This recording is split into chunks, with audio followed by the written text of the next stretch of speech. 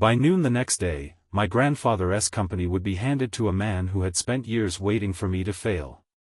By noon, the house my mother had loved, the workers who depended on me, and the name my family had built with tired hands and honest hearts would all slip through my fingers because of one strange condition written into a will. I had to be married before the board meeting, or I would lose everything. And when I finally said those words out loud to the woman sitting across from me, expecting shock, laughter, or pity, she only raised 3 fingers and smiled like she had been waiting years to hear them.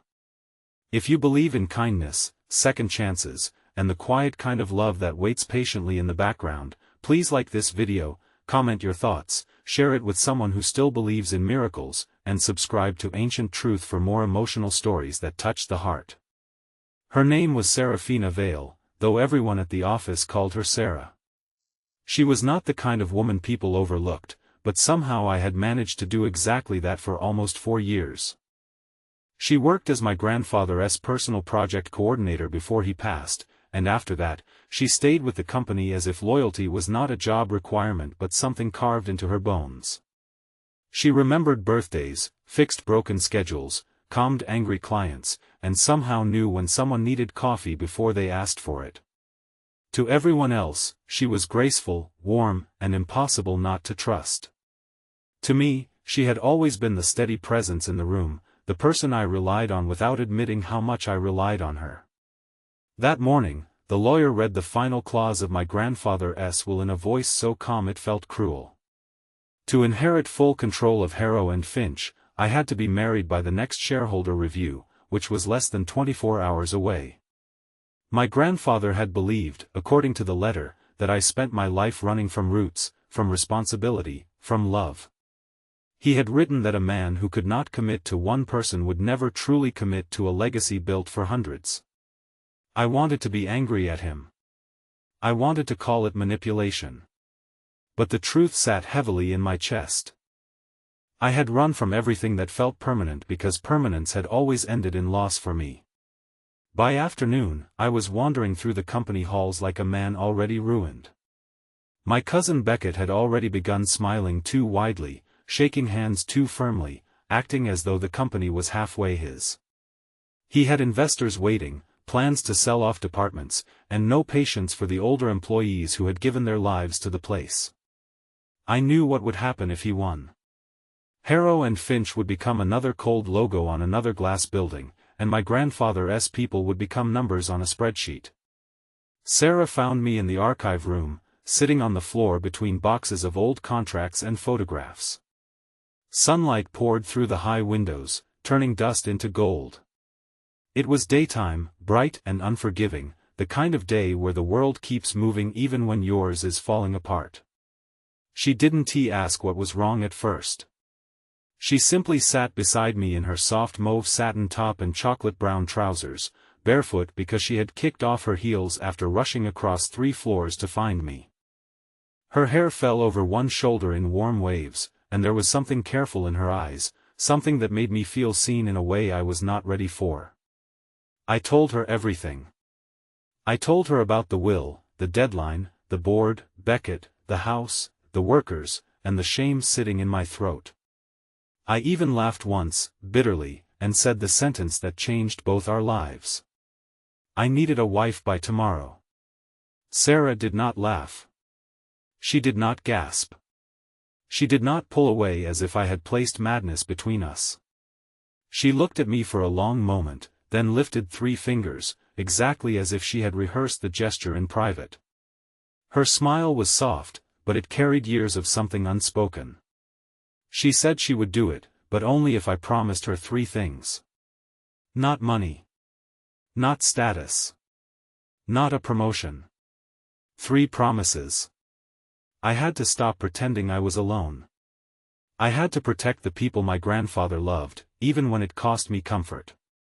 And when the marriage was over, I had to look her in the eyes and tell her the truth, whatever that truth became. I should have refused. A decent man would have refused. But desperation makes cowards of proud men, and hope makes fools of broken ones. We agreed to marry at the courthouse the next morning, quietly, legally, before the board meeting. I told myself it was only an arrangement. A temporary rescue. A signature on paper. But when Sarah stood up and offered me her hand, I felt something shift beneath the panic, like a door opening in a house I thought had been empty for years. That evening, I went to her apartment to discuss details. The city glowed behind the windows, though the story of us truly began in daylight and would return to daylight before it ended.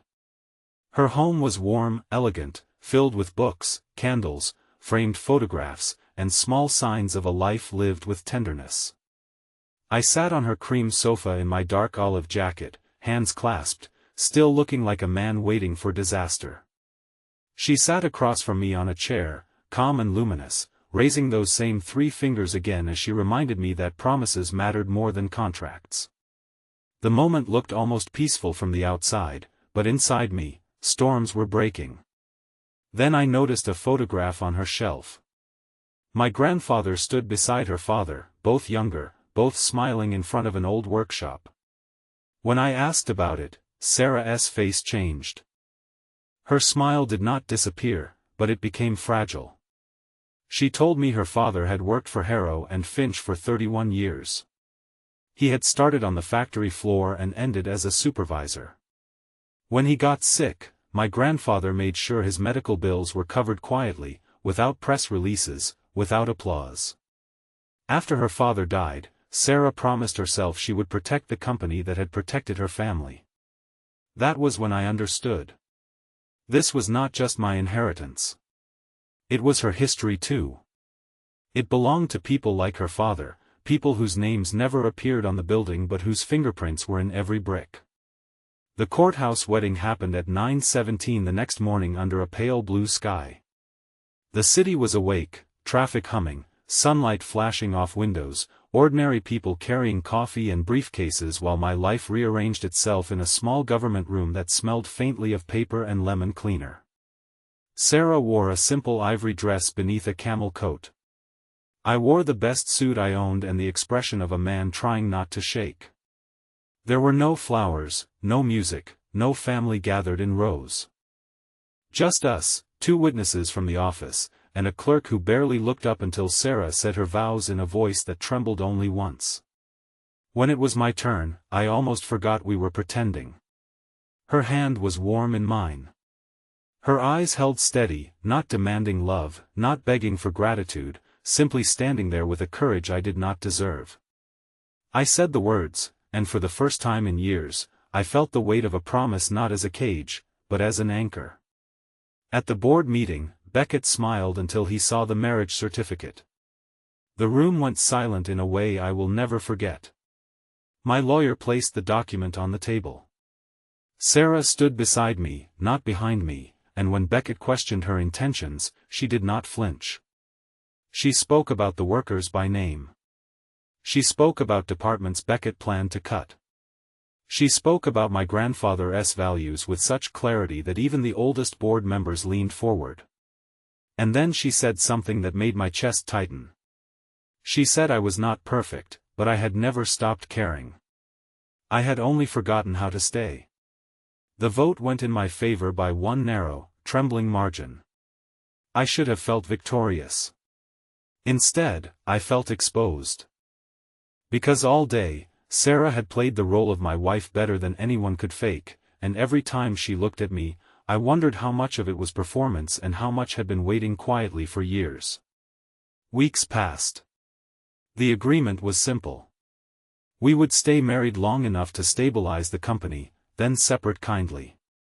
But life has a way of turning temporary things into truth when 2 people begin showing up for each other every day. Sarah moved into the guest room at my grandfather's old house because appearances mattered during the transition. We ate breakfast together in the sunlit kitchen. She learned that I burned toast when nervous. I learned that she hummed old songs when reading financial reports. She filled empty rooms with flowers. I fixed the garden bench her father had once helped build. Slowly, the house stopped feeling haunted. And slowly, I stopped feeling alone. There were hard days. Beckett leaked rumors that Sarah had married me for money. Reporters waited outside the office. Investors threatened to pull support. One night, Sarah found me in the hallway, staring at my grandfather's portrait, convinced I was failing everyone. She did not give me a speech. She simply stood beside me until I could breathe again. That was her way. She never dragged me out of darkness. She lit a lamp and waited until I found the door. The truth came 3 months later on a bright Saturday afternoon during the company's family picnic. We had organized it for employees and their families, something my grandfather used to do before grief made me cancel traditions. Children ran across the grass. Old workers laughed beneath white tents. Sarah stood near the lemonade table, sunlight in her hair, speaking with a little girl whose father worked in shipping.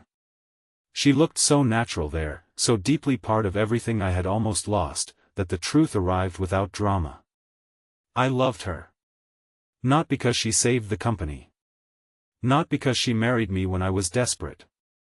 I loved her because she had seen the worst version of me and still believed there was something worth calling back. Her mother arrived that afternoon, a gentle woman named Maribel, carrying a tin of homemade pastries. She shook my hand and looked at me with eyes that knew too much. Then she smiled and said that Sarah had talked about me for years, long before the will, long before the courthouse, long before I had the courage to notice. She said her daughter never called it love, but mothers hear what daughters do not say. I found Sarah near the old oak tree after that, away from the noise, holding 2 paper cups of lemonade. I told her I knew. I told her I was sorry for every year I looked through her instead of at her. I told her I did not want the marriage to end. Not because of the company. Not because of the will. Because when I imagined tomorrow, she was already there. For the first time since I had known her, Sarah looked afraid. Not of me, but of hope. She admitted she had loved me quietly, carefully, without expecting anything. She said when I told her I needed a wife, part of her heart broke because she knew I was asking for survival, not love. But another part of her, the foolish hopeful part, had smiled because it felt like life had opened a door she had stopped knocking on. If this story touched your heart, please like the video, share it with someone who believes love can arrive in unexpected ways, and subscribe to Ancient Truth so more stories like this can reach people who need hope today. I took her hand beneath that oak tree, in full daylight, with children laughing nearby and the company we had saved breathing around us like a living thing. I told her the 3rd promise had come due. She had asked me to tell her the truth when the marriage was over, whatever that truth became. So I told her the marriage was not over for me. It had only just become real.